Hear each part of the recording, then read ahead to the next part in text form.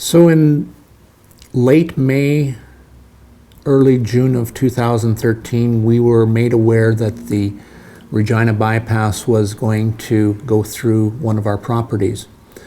And so what we at that point in time did was we went to all the meetings. We had been asked to come into some of the meetings that were closed door meetings in regards to, there was about 40, the one meeting there was about 40 landowners that were being directly affected at the Tower Road location in at the meetings.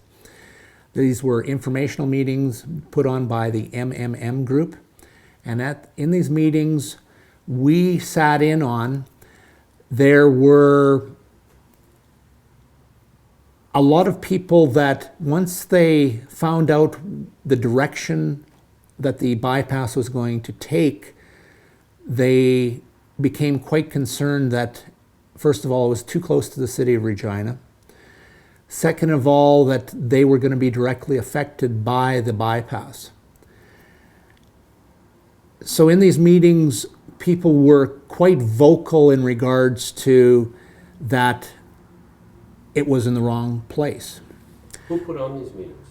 The MMM group was the engineering firm that was hired to get feedback from the people. And when they were told, like they looked at 5 different routes for the southern part of the bypass, but they looked at one route for the eastern portion or the Tower Road portion of the bypass. And we asked them quite bluntly why they did not consider Gravel Pit Road instead of Tower Road. And they said that it was mandated by the government only to look at Tower Road as the route for it. And why do you suppose that is? There's a lot of theories in regards to that. There are some pretty powerful landowners that own land adjacent to that particular road system. That could be a possibility. We don't know that for sure. One of the people that was invited to the meetings was the Brand Group of companies. In speaking with them after, they actually told they had meetings, independent meetings. Sean Semple told us directly that they had independent meetings with highways personnel. Sean Semple had his own engineers look at the design of what the government was proposing. He said to them to move it back to Gravel Pit Road. By moving it back to Gravel Pit Road, when the cost of this was at $800 million, what he said to the government was, you will save $100 million by moving it back to Gravel Pit Road. It'll be more functional. And not only that, he said, but you can pave all the way to 46 and still have that $100 million in savings. So what that would be able to do is you would be able to have access not only from 46 from Highway 1, but you would have the cross traffic from 46 that could come up to Highway 1 if necessary. And there is no, it's a wide open road. There's no houses in the way. It's all agricultural. So it'd be cost effective to go that route. At these meetings, was there any government elected officials? No, there were people from the highways not the ministry, the highways department, low-level people from highways department there. The MMM group, which was the people hired to do the study. There was nobody of senior stature. No ADMs or anything like that? Nobody of senior stature at these meetings. Okay, so these are the initial meetings. And so you're finding out at this time that the proposed route, correct? This is the proposed route. Where the actual bypass was to start was actually at Tower Road. They were doing some overpasses at Balgony. They were doing an overpass at White City. And their proposal was to do an overpass at Pilot Butte turnoff. In our discussions, one of the things that we brought up was, why were they going to Pilot Butte turnoff? Majority of traffic comes out of Emerald Park at Great Plains Access. The government owns all four corners at Great Plains Access. By moving it to Pilot Butte, they own none of the land there. They have to utilize service roads to get the traffic onto Highway 1. Because of the design that they have at Pilot Butte, they're going to have to cross a pipeline there 3 times because of the service roads. There are a major amount of utilities at Pilot Butte. All this actual utilities and pipelines and service roads, a very short estimate is the cost of it is probably an extra $100 million just for the extra work that have to go on at Pilot Butte compared to what would have to go on if they went to Great Plains Access.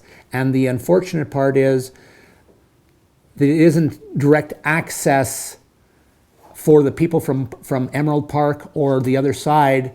They have to go down service roads just to get onto the highway, which doesn't make sense when they could have direct access right at the Great Plains Access Road. Not only that, but the Great Plains Access Road right now is designated as the wide load road. So the road is already built there. So not only would they save money by the fact that they own all four corners and there isn't any pipelines or anything else to go over, but they don't have to rebuild the wide load road, the one that circumvents the city of Regina for anybody who has wide loads. Just your take on the semi-truck traffic and whether or not it's going to be alleviated with the Tower Road bypass. So with the advent of more double trucks or 253-footers being pulled, majority of trucks now will be coming through the city because they have to stay on a double lane. They cannot go off. So the truck traffic will not be diverted at Balgony with the government's own proposal. The truck traffic will continue to come in on Victoria Avenue, and majority of them they have to go this direction. So they'll take Victoria Avenue to Ring Road, and they'll continue on, and then they'll continue on to either Highway 11 or whatever. With our proposal, the truck traffic will be removed at Balgony. We'll double lane 46. It'll come in. Ross Industrial is a major portion of where most of the trucks come into the city of Regina. The trucks will be able to come directly into the Ross Industrial, get off there. They'll be able to go to the fuel depots. They'll be able to go to their destination if it's in the Ross Industrial area. Say that they want to bypass the city of Regina. With ours, it's a true bypass. Our bypass does not hit the city at any point in time. So they'll be able to take off here, go around. If they need to go North 6, they can get off and go North 6 because there'll be an overpass at North 6. If they need to go on to 11, the way they're coming in, they'll be able to go off on 11, continue on to Edmonton, Saskatoon, Edmonton, quite easily. Say they need to get to the transportation hub. With the connection that the government is making, they'll be able to flow directly into the transportation hub very easily. At no time with our proposal will the trucks necessarily have to come in to the city on Victoria Avenue. With our proposal, because it is truck friendly to where the trucks need to go, over 90% of the trucks will be removed from Victoria Avenue. So what that will include is making the route safer for commuters. They will not be entangled with the trucks. One single truck with a 53-footer behind it is equivalent to 5 cars. So say we're taking 2,000 trucks a day, which the government own statistics say that. We're taking 2,000 trucks a day off the road, and that's just with one 53-footer. That's equivalent to 5 cars. So 2,000 times 5 cars, that's equivalent of 10,000 vehicles a day that will not be hitting Victoria Avenue. The nice thing about our proposal too, based on calculations with the information with the overpasses and with the amount that it's costing to put a bypass around Estevan, our proposal comes in less than $800 million. Versus? 1.88 billion, the government's proposal. And why, can you explain that a little bit? Why their prices skyrocketed so much on the south route? Only thing we can think of is profit. Somebody wants to get rich off of this at the taxpayer's expense. That's the only thing we can see. We've done the calculations. We feel if with their route, the maximum it should be with a 30-year term would be $1.2 billion. What the government had originally estimated is accurate on their route. By going to 1.88 billion, to me, somebody's just getting rich. And it's not you and I. It's the taxpayers that are going to pay for this for the next 30 years. What are your thoughts on the P3 that's involved in this project? I believe the P3 is a mistake in one regard, and that's that it's not allowing the majority of the people from Saskatchewan who can do a job as good as anybody else in the world. Majority of the people in this particular project are not going to be from Saskatchewan working on this project. It'll be people from other places. And we have road builders, we have construction firms that are world class right here in Saskatchewan that are not going to get a chance to do this work. Why do you suppose that is? Maybe they don't believe in the people of Saskatchewan. Maybe they don't believe in keeping Saskatchewan strong. In reality, they are spending $1.08 billion more on a bypass that will take about 14% of the truck traffic off of Victoria Avenue or off of the major route. So what could one buy with 1.08 billion? We can, based on the government's own signage, on Highway 46 right now, they have a sign saying that it cost $6.1 million to resurface 20 kilometers. So if you take 1.08 billion and divide that by $6.1 million, that's over 3,000 kilometers of roads in this province that could get resurfaced. They could also, based on the cost of the hospital in Saskatoon, $278 million, they could build 4 hospitals in this province, 4 brand new hospitals for the people that are paying taxes and the amount of work that would entail. And for the people who are lovers of Ryder, they could put in 2 completely domed arenas, one in Saskatoon and one in Regina. And we could have 2 football teams in this province to play, all for the savings of the $1.80 billion. Let's talk about the functional study. Tell me what you know about the functional study that the government did or did not do or have not revealed. In our endeavors to find out as much information about the bypass situation, we had asked in 2013 for the functional study in regards to why they chose the bypass location that they did. For 6 months, we got nothing. When they did finally agree to release the functional study to us, it was anything to do with safety, anything to do with the location, anything to do with basically anything in it was redacted. The information was not provided to us so that we could not get a clear understanding of what in their decision-making process. We attempted to get further clarification. The government said to us, we cannot release this information. We said, you can't release information in regards to safety of the bypass.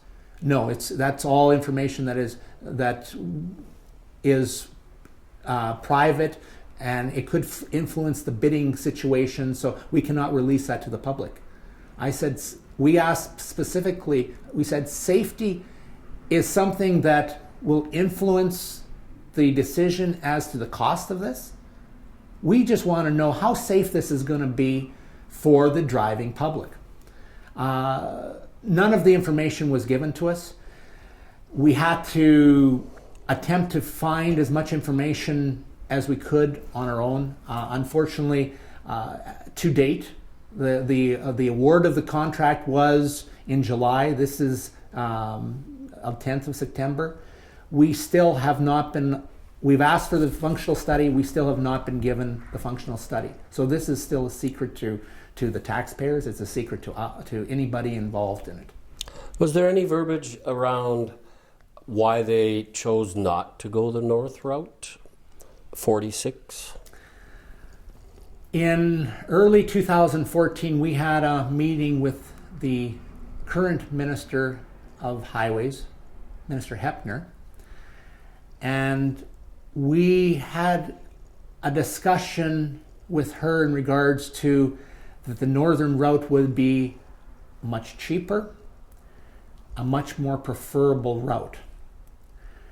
There were senior people from Highways involved in the meeting. They, at that time, said that the cost of it would be too high. That's what, in the meetings, what we had, that's what they said. The cost of it would be too high. And we explained to her about their own studies. And we went away from that meeting. They still had not made any decision in regards to the location or anything, but we went away from that meeting where at the end, they didn't say they would look at it, but they did not say they wouldn't look at it. In December of 2014, do you remember the date of that December meeting, Don? December the 3rd. December the 3rd, we had another meeting with Highways. There was 5 of us in the room. And in that particular meeting with Highways, we were quite vocal in regards to that the northern route would take over 90%. We explained that the northern route would take over 90% of the truck traffic off. We explained that they would save, at that time, when it was 1.2 billion, we had said they would save a minimum of $400 million because we were very confident that they could build this particular bypass system for under 800 million even back then. So they listened to us, and the last thing that Minister Hepner said to us, the only way that this will stop is if a major catastrophe occurs. And that's the only way that this route that they had chosen would stop. What do you speculate would be a major catastrophe other than $1.2 billion? Well, at that point in time, oil prices were falling 50%. So we thought, okay, well, this must be close to a major catastrophe if the income coming into the province is falling dramatically. Later on in the year, the new year came into be, of course, and nothing was really said. Later on in 2015, we had major fires that occurred in northern Saskatchewan, which cost the taxpayers over $100 million. There was a major drought occurring at that time also, so the farm economy would not have a whole lot of extra money flowing into the economy, which is a big portion of the economy even to today. So we thought, okay, those two things were quite major to the economy, so they must be looking at possibly stopping the bypass based on that.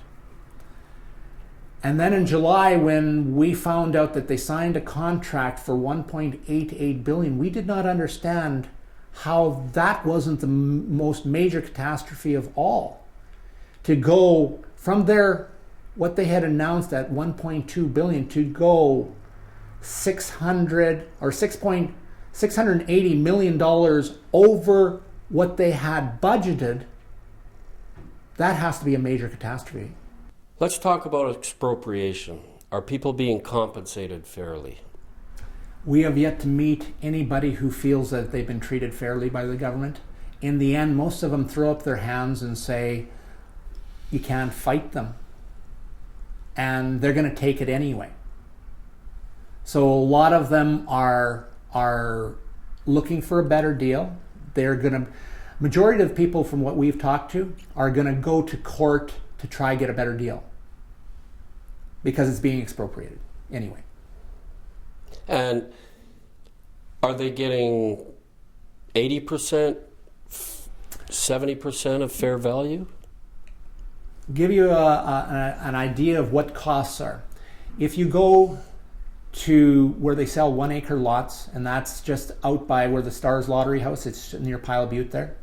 The lots start there for 1 acre, $225,000. That's for a serviced lot.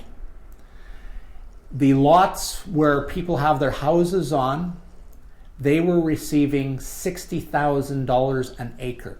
There's our service lots. They have power, water, sewer, gas. They receive from the government $60,000 an acre. Yet a service lot in the other part is $225,000. In talking with a very respected person, Brian Barber, who owns Barber Bobcat, he had spoken with the gentleman who's overseeing the bypass for Graham Construction. Mm-hmm. When he came, he's the same gentleman who actually did the Anthony Henday in Edmonton. He came and he drove the route, and he did not understand why the government decided on Tower Road. That was his first thing that he said. It made no sense to him. But he's been hired to build it, so he can't say anything. He also went to the northwest, where the Burns farm is, been in the family for over 100 years. And he said, we could have moved to the west a few hundred meters and not affected them. And it would have been less costly for starters, and there would have been nothing that would have affected anything. But we're taking this over 100-year-old farm out for no reason. He told this to a respected businessman that, in his own estimation, he doesn't understand what the government is doing. There's time to reverse the decision. There's always time to save $1.1 billion. The amount of money they've put in so far is minimal, because in the end, you will never be able to move this bypass. And what would you say to the people of Balgonie and White City and Emerald Park and Pilot Butte? Are they still going to get their overpasses? That is the number one thing that we believe, that they should have an overpass at Balgonie, White City, and Great Plains Access, to make it safer for those commuters, to make it safer for the families of those commuters, to make it safer for all commuters coming down that road. So with your plan, at roughly around 800 million, the overpasses on Highway number 1 will still be there. Yes, they will be. And there will be overpasses at Highway 6 and 11? Yes, there will be. And our plan shows the 14 overpasses that the government has proposed, but on a northern route, not on a southern route.